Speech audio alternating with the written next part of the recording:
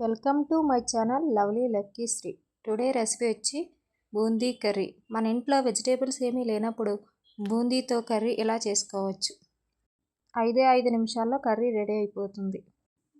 2 table spoon oil వేసుకుని 2 onions cut చేసుకుని వేసుకోవాలి.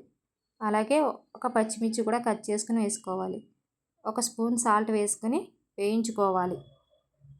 ఇవి గోల్డెన్ బ్రౌన్ కలర్ వచ్చే వరకు వేయించుకోవాలి. ఇలా వేగిన తర్వాత 1/2 స్పూన్ పసుపు వేసుకోవాలి. పసుపు వేసుకుని ఒకసారి కలుపుకోవాలి. అలాగే కారం 1 స్పూన్ వేసుకొని కలుపుకొని ఒక టీ గ్లాస్ వాటర్ వేసుకొని కలుపుకోవాలి. ఈ ఆనియన్స్ వాటర్ పీల్చుకొని పులుసు దగ్గరకు పడుతుంది. అప్పుడు కొంచెం కరివేపాకు వేసుకోవాలి.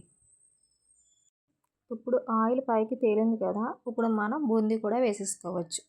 ఈ బూందీ వేసిన తర్వాత ఒక్కసారి కలుపుకొని ఒక 1 మినిట్ మూత పెట్టుకొని తీసి చూస్తే బూందీ కర్రీ రెడీ.